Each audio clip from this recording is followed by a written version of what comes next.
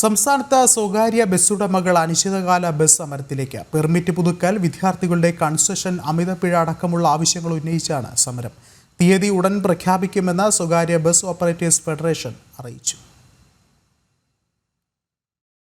ദീർഘദൂര ബസ്സുകളുടെയും limited stop ബസ്സുകളുടെയും bus പെർമിറ്റുകൾ യഥാസമയം പുതുക്കി നൽകണമെന്നാണ് ബസ് ഉടമകളുടെ ഒന്നാമത്തെ ആവശ്യം. സ്വകാര്യ ബസ്സുകളുടെ പെർമിറ്റുകൾ ദൂരപരിധിയുടെയും ലിമിറ്റഡ് സ്റ്റോപ്പിന്റെയും കാരണം പറഞ്ഞ് KSRTCക്ക് വേണ്ടി പിടിച്ചെടുക്കുന്ന നടപടി സംസ്ഥാനത്തെ പൊതുഗതാഗത, സാമ്പത്തിക, തൊഴിൽ മേഖലകളെ നശിപ്പിക്കാൻ മാത്രമേ ഉപകരിക്കുകയുള്ളൂ എന്ന് സ്വകാര്യ ബസ് ഓപ്പറേറ്റേഴ്സ് അസോസിയേഷൻ പറയുന്നു. വിദ്യാർത്ഥികളുടെ യാത്രാ കൺസെഷൻ യഥാർത്ഥ വിദ്യാർത്ഥികൾക്ക് മാത്രമായി നിജപ്പെടുത്തണം. 14 വർഷം മുമ്പ് നിശ്ചയിച്ച ടിക്കറ്റ് നിരക്കാണ് വിദ്യാർത്ഥികളിൽ നിന്ന് ഇപ്പോഴും ലഭിക്കുന്നത്.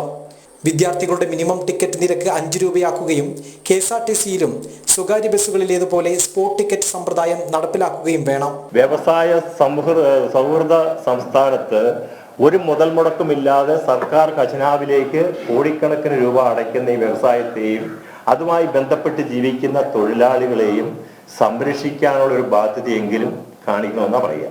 അത് ആരോടുമുള്ള വെല്ലുവിളിയല്ല. ഗവൺമെന്റ് ചെയ്തു തരുന്ന ഓരോ ആനുകൂല്യങ്ങളും ഞങ്ങൾക്കറിയാമെങ്കിൽ പോലും ഞങ്ങളെ കൊണ്ട് പിടിച്ചു നിൽക്കാൻ പറ്റാത്തൊരവസ്ഥയിലേക്ക് ബസ് വ്യവസായത്തെ കൊണ്ടുവന്ന് എത്തിച്ചപ്പോൾ ഞങ്ങൾക്ക് പറ്റിയ മറ്റു മാർഗങ്ങളൊന്നുമില്ല. വീണ്ടും ആവർത്തിക്കുന്നു, മറ്റ് സംഘടനകളുമായി ആലോചിച്ച് ഏറ്റവും അടുത്ത ദിവസം ഈ ബസ് നിർത്തിയുള്ള സമരത്തിലേക്ക് ഞങ്ങൾ പോകാൻ നിർബന്ധിതരായിരിക്കുക. ചെറിയ പിഴവുകൾക്ക് ഭീമമായ തുക ചുമത്തുന്ന ഗതാഗത വകുപ്പിന്റെയും പോലീസിന്റെയും നടപടി അവസാനിപ്പിക്കണമെന്നും ബസ് ഉടമകൾ ആവശ്യപ്പെടുന്നു.